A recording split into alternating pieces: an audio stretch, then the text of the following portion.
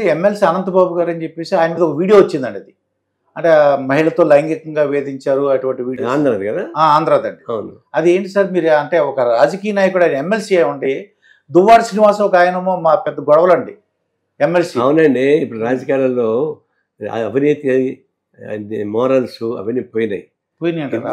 అప్పుడు పెళ్లి చేసుకొని విడాకులు వేరు, పెళ్లి చేసుకొని ఎక్స్ట్రా కాపరా పెట్టడం వేరు. ఇవన్నీ విడాకులు ఇచ్చుకొని ఇంకో పెళ్లి చేసుకుంటే తప్పేం లేదు. ఇప్పుడు పవన్ కళ్యాణ్ ఉన్నాడు, విడాకులు ఇచ్చాడు, ఇంకో పెళ్లి చేసుకున్నాడు. ఆయనకి అనవసరంగా ఆయన అన్యాయంగా ముగ్గురు పళ్ళాలు చెప్పి జగన్మోహన్ రెడ్డి బోర్డు కొట్టుకుని పోయాడు. అది కరెక్ట్ కాదు. ఓకే, విడాకులు ఇవ్వకుండా పెళ్ళం భార్య ఉండి ఎల్లిగా సంసారం చేసేవాళ్ళపైన యాక్షన్ తీసుకో మోరల్స్. ఇప్పుడు వాళ్ళంతా ఆ మోరల్స్ కిందకు వస్తారు. దాన్ని ఆ రాష్ట్ర పార్టీ నాయకులు ఖండించాలి, వాళ్ళ మీద యాక్షన్ తీసుకోవాలి. తీసుకోకుండా వాళ్ళు ప్రొటెక్ట్ చేస్తే నష్టం వస్తుంది. అయితే ఇప్పుడు ఈ ఎమ్మెల్సీ అనంతబాబు కానీ దువ్వాడ శ్రీనివాస్ కానీ అంటే మోరల్స్ లేవంటారా వీళ్ళకి? మోరల్స్ ఉంటే ఆపరేట్ చేస్తారండి. మోరల్స్ ఉంటే ఆపరేట్ చేస్తారు. అంటే వైసీపీ నాయకులు బయటకు వచ్చింది ఆ రెండే, ఇంకా చాలా ఉన్నాయి వాళ్ళ పైన, అవి బయట రాలా. మోరల్స్ లేవని క్లియర్గా అర్థమైంది. వాళ్ళ బాధ్యతలు చెప్తాను కదా, నేను చెప్పేది కాదు, ఇంకో చెప్పేది కాదు కదా. అలాంటప్పుడు వాళ్ళు అధిష్టానం వాళ్ళ మీద యాక్షన్ తీసుకోవాలా. అధిష్టానం వాళ్ళ మీద యాక్షన్ తీసుకోకపోతే అధిష్టానం కూడా వాళ్ళతో ఈక్వేట్గా కట్టేయాల్సి వస్తుంది. అందుకే ఓడిపోయారమ్మా జగన్మోహన్ రెడ్డి గారు అనేసి ప్రజలు అనుకుంటున్నారండి. అంటే ఇటువంటి వాళ్ళ మీద యాక్షన్ తీసుకోలేదు. అది ఒకటి కాదు, జగన్మోహన్ రెడ్డికి 1,90,000 కన్నుడికి ఎన్ని శాపాలు ఉన్నాయో అన్ని శాపాలు ఆయనకు ఉన్నాయి. పదవీ స్వీకారం చేసిన వరకుని ఆయన అన్ని తప్పులే చేసుకుంటూ వచ్చాడు. కాబట్టి ప్రజలు చేతరించేశారు.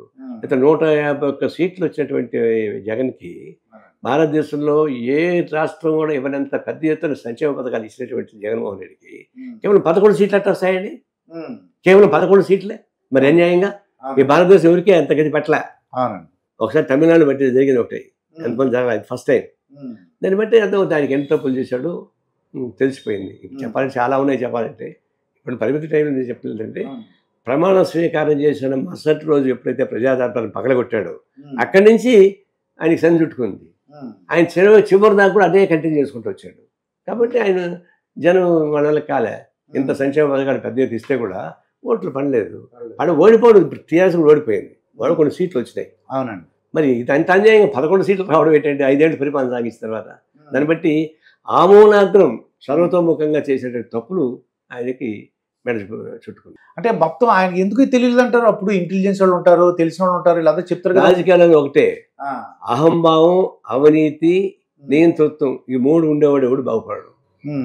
ఆ 3 ఆయన మూర్తి భవించి ఉన్నాయి ఆయన దగ్గర. అవినీతి పెరిగింది, కేవలం అవినీతి చేయాల్సిన పనిలే, ఆయనకి ఆల్రెడీ డబ్బులు బాగున్నాయి, కానీ బాగా అవినీతి పెరిగింది కింద నుంచి పైదాకా. తర్వాత నియంత్రపోక ఏం బుద్ధిమానులు కానీ రాజకీయ పార్టీలు కానీ ఎవరిని అలవ్ చేయకుండా ఆయన ఒకటి ఏకచక్రాధిపతిగా పరిపాలన చేయడం జరిగింది. అహంభావం, నేను నా అంతటా ఉన్నాడని అహంభావం. రాజకీయాల్లో corruption can be tolerated than the arrogancy. Okay, అహంకారం. ఇప్పుడు మరి కేసీఆర్కి అదే వచ్చిందండి పరిస్థితి. అదే పని, ఇది కూడా అదే వచ్చింది. ఇప్పుడు భారతదేశంలో ఎవరికైనా రైతు బంధు ఎంతవరకు ఎవరు ఇలా ఫస్ట్ టైం ఇచ్చాడు. ఆయన ఎందుకు ఓడిపోయాడు? అహంభావం, అవినీతి, ఈ రెండే దానికి చుట్టుకున్నాయి. ఎవరికైనా చూడండి భారతదేశంలో ఎక్కడ కానీ అహంభావం, అవినీతి, ఈ 2 ప్రధాన శత్రువులు. అవి ఉండేవాడు ఎవడు బాగుపడాడు. తాత్కాలికంగా ఉపయోగపడుతుంది. నియంతృత్వం పోకూడదు. ఎవరు నియంతృత్వం ఏముందంటే ప్రతిపక్షం అనేది లీగల్లీ యాక్సెప్టెడ్, అధికారపూర్వకంగా ప్రతిపక్షం అనేది గుర్తించబడింది కాన్స్టిట్యూషన్లో. అట్లాంటి ప్రతిపక్షాన్ని నువ్వు అలవ్ చేయవు, మాట్లాడినవు, వాళ్ళతో మీటింగ్ పెట్టవు. ప్రతిపక్షం ఏం మాట్లాడండి, ప్రజల సమస్య మాట్లాడతారు కదా. వాళ్ళ స్వార్థ సమస్య మాట్లాడితే తప్పు, ప్రజల సమస్య మాట్లాడతారు, తప్పే ఉంది. ప్రజలు ఓడుకోవటం అని జనం చెప్పుకోరు కదా. మరి ప్రతిపక్షాలు చెప్తుంది వినాలి కదా. నువ్వు వాళ్ళని పిలవకపోతే, మీటింగ్ పెట్టకపోతే, వాడు ఎప్పుడైనా తెలుసుకోకపోతే, చివరిగా మేము ఉద్యమాలు చేస్తే ఉద్యమాలను ఇంటికాడే ఆపేసేసి బంద్ చేసి పనిచేస్తున్నారు. ఆయన ఎక్కడ పర్యటనకు పోతే ముందే మొత్తం ఇళ్ళంతా తాళం వేసి పెట్టేస్తున్నారు, లోపల పెట్టేసి. నిజామాబాద్ బయటకు వస్తుంటే వాళ్ళు వందే మాగతల్లో నిజాం వస్తాడు హో అంటే పోయేవాడు, లోపల పట్టుకొని ఉంచుకునేవాడు. ఈయనైతే అసలు బయటకే రాకుండా తలుపు తాళం వేయించేసాడు, ఆ చెట్లు నరికిచ్చేసాడు. చెట్లు ఏం చేసేయండి, చెట్లు నరికిచ్చేసాడు మొత్తం. విశాఖపట్నం చెట్లు నరికిచ్చేసాడు. ఎందువల్ల అంటారు చెట్లు నరికి? ఆ చెట్ల మధ్యలో ఎవరైనా దొంగలు ఉంటారేమో, ఈయనకి వ్యతిరేకలు ఉంటారేమో, వాళ్ళు ఏమైనా చేస్తారని అనుమానం. అంటే ప్రజల చేత ఎన్నుకోబడినవాడు అంత భయపడాల్సిన అవసరం ఉంది. అంత భయపడితే చెట్టుకో, పోలీసులు పెట్టుకో, చెట్లు నరికేసేది ఏంటి? దుర్మార్గం కదా ఇది. అట్లాంటి పాపాలు చాలా చేశాడు. అంటే ఈవీఎంలో ప్రాబ్లం అంటే ఈవీఎంలో అవన్నీ ఓడిపోయాక వచ్చే మాట్లాడండి. ఈవీఎంల పైన మాకున్న అనుమానం మాకున్నాయి. ప్రపంచంలో 127 దేశాల్లో ఈవీఎంలు బ్యాన్ చేశారు. అంత బ్యాలెన్స్ మీద పోతున్నారు. అట్లాంటప్పుడు మనం కూడా బ్యాలెట్ మీదకి పోవడం మంచిదని చెప్పేది మా ఉద్దేశం. అంటే ఈవీఎంలు పూర్తిగా వాళ్ళని మేనేజ్ చేశారు, ఈవీఎంలు తీసుకున్నారు అట్లేం లేదు. ఇప్పుడు గతంలో చంద్రబాబు నాయుడు ఈవీఎం మేనేజ్ చేసి అన్నారు. అప్పుడు జగన్మోహన్ రెడ్డి ఏకాలు చేశాడు. ఇప్పుడు జగన్మోహన్ ఓడిపోయినాక ఈవీఎంలను పడుతున్నాడు. ఇవన్నీ వస్తూనే ఉంటాయి. అయితే ఈవీఎం సిస్టమ్ మీద మాకు కూడా డౌట్ఫుల్ ఉన్నాయి. దాన్ని ఆపమని చెప్తున్నాము. అంతేగాని ఇప్పుడు ఓడిపోతే ఈవీఎంలు ఇన్ఫ్లుయెన్స్ అని, గెలిస్తే ఇన్ఫ్లుయెన్స్ అంటే అట్టుకోదాం. ఈ మధ్యకాలంలో సహజీవనం ఒకటి బాగా అంటే లివ్ ఇన్ రిలేషన్ కొత్తగా వచ్చిందంటే మీరు ఎప్పుడు కూడా కుటుంబాలు బాగుండాలి, అందరూ కూడా అది అంటే మానవతా విలువలు ఉండాలని చెప్తుంటారు. చాలా సహజీవనం కొత్తగా ఇప్పుడు సొసైటీలో గౌరవప్రదం కోసం వీఆర్ లివింగ్ టుగెదర్ అంటున్నారు. లివింగ్ టుగెదర్ అది చాలా గొప్ప పదం. అది లివింగ్ పదానికి equal to the red star ఏమంటారు, రెడ్ లైట్ ఏరియా కిందకి వస్తుంది అది. కానీ ఇప్పుడు సమాజం ఎట్టయిపోయిందంటే అదొక గౌరవం, లివింగ్ టుగెదర్ అని చెప్పేది. చాలా మంది ఆ పేరుతోటి బతుకుతున్నారు. అది ఎన్మారం, అది నైతికత కాదు. వాళ్ళు ఏమవుతుందంటే వాళ్ళు ఇప్పుడు ఫర్ ఎగ్జాంపుల్ రాజతరుణ్ అని చెప్పేసి ఒక లావణ్య అని చెప్పేసి గొడవలు అవుతున్నాయి ఉంటాయి.